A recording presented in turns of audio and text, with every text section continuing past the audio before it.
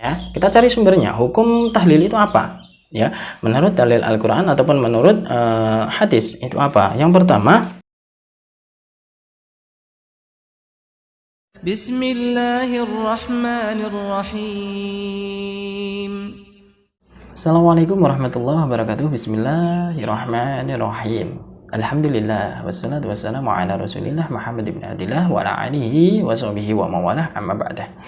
Apa kabar sahabat santri dan badagong channel Al-Hadafi? Semoga kita semua selalu dalam melindungan Allah Subhanahu wa taala, diberikan keberkahan umur, keberkahan rezeki dan keberkahan segalanya dalam hidup kita. Oke, pada kesempatan kali ini saya akan sedikit membahas tentang hukum tahlilan ya. Kalau orang NU atau Nahdlatul Ulama kita pasti tahulah apa itu tahlil ya. Tetapi kalau orang yang selain NU, katakanlah Muhammadiyah ataupun LDII itu tidak, dan lainnya itu tidak mengenal tahlilan. Nah, di sini akan saya bahas tentang hukum tahlil, karena ada yang mengatakan, Kang, hukum tahlil itu haram, Kang, hukum tahlil itu bid'ah, Kang, hukum tahlil itu makruh. Oke, tahlil itu yang sebelumnya kita bahas dulu. Apa sih tahlil itu? Tahlil itu adalah mengucapkan lafaz la ilaha illallah atau dari fi'il madhi halala yuhallilu ya. Halala yuhallilu.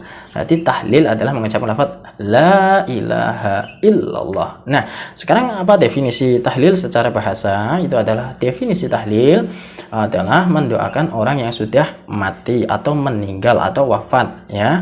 Nah, biasanya orang yang sudah meninggal diadakan sebuah tahlilan. Tahlil itu biasanya dilaksanakan pada hari pertama meninggalnya seseorang, setelah itu hari ketujuhnya meninggalnya seseorang, yang selanjutnya adalah hari ke-40 meninggalnya seseorang, yang selanjutnya hari ke-100 meninggalnya seseorang, yang selanjutnya ada hari ke-1000 meninggalnya seseorang, dan seterusnya ya. Yang mana berdasarkan kaidah sebuah kaidah usul fikih ya, al-'adatu muhakkamatun malam tukhalifus syara', yang artinya adat atau kebiasaan masyarakat setempat yang dapat dijadikan sebuah hukum ya, ketika adat tersebut tidak melenceng dari syariat Islam ya. Makanya tahlil itu disunahkan atau diperbolehkan melihat dari kaidah usul fikih al-'adatu muhakkamatun ma lam tukhalifu syara' ya, selama itu tidak melenceng dari syara' Islam. Nah, sekarang kita cari sumbernya ya. Kita cari sumbernya. Hukum tahlil itu apa?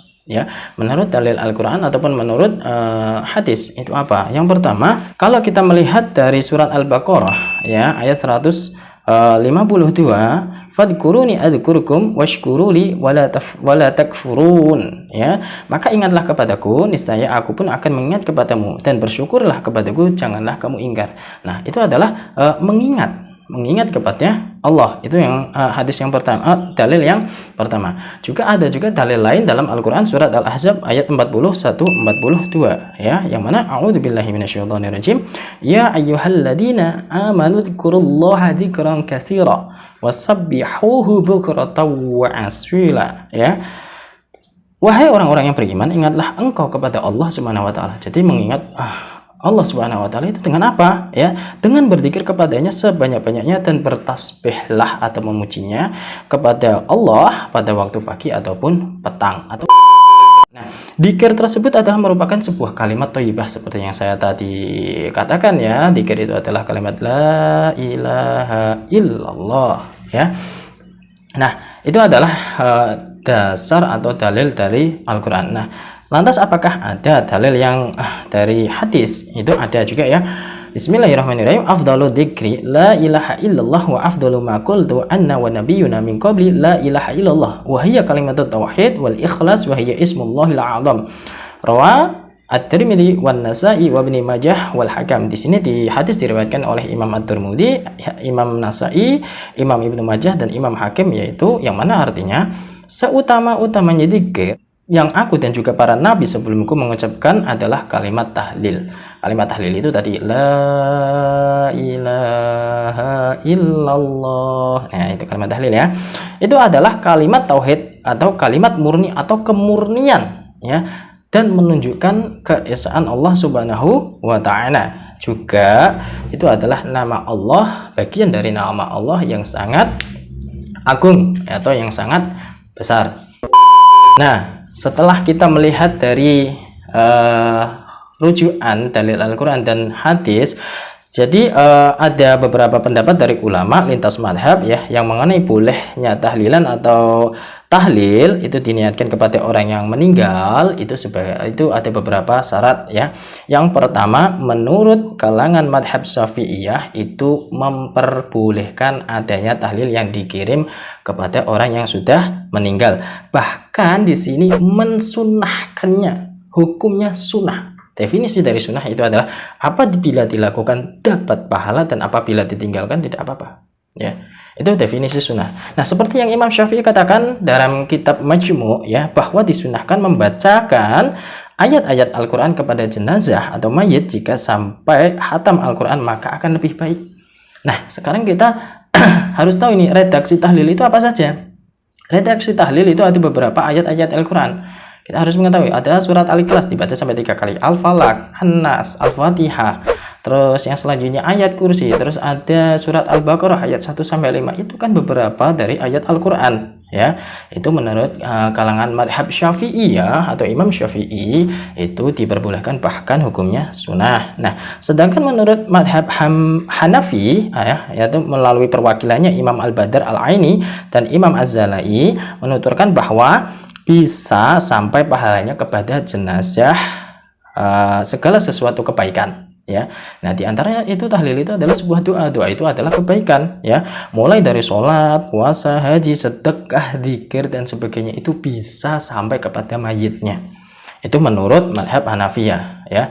Jadi kalau ada yang mengatakan tahlil itu bakal tekan, nah kita SMS-an saja sampai, kita main WhatsApp saja kita sampai kepada orang yang kita tuju. Nah, apalagi kita mengirimkan sebuah doa pasti akan sampai kepada jenazahnya.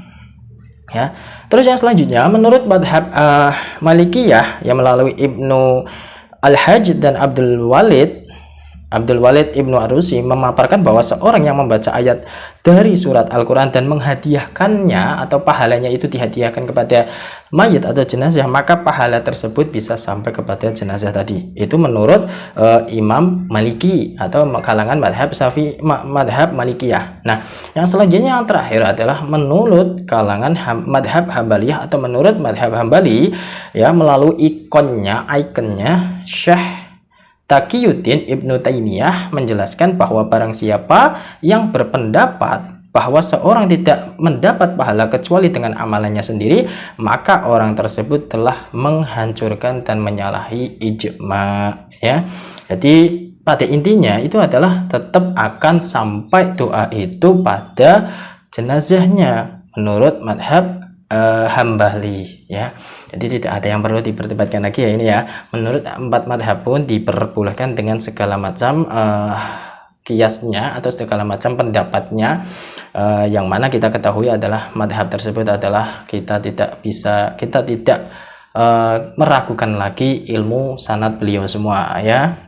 Jadi pada intinya hukum tahlil itu ya disunahkan atau sunnah. Jadi kalau memang suka tahlil lakukan, kalau tidak menyukai tahlil tidak usah dilakukan, tetapi tidak usah mencela, udah selesai ya. Yang menjadi suatu pertengkaran pokoknya itu adalah karena adanya suatu pencelaan atau mencela satu sama lain. Semoga ini bisa bermanfaat ya.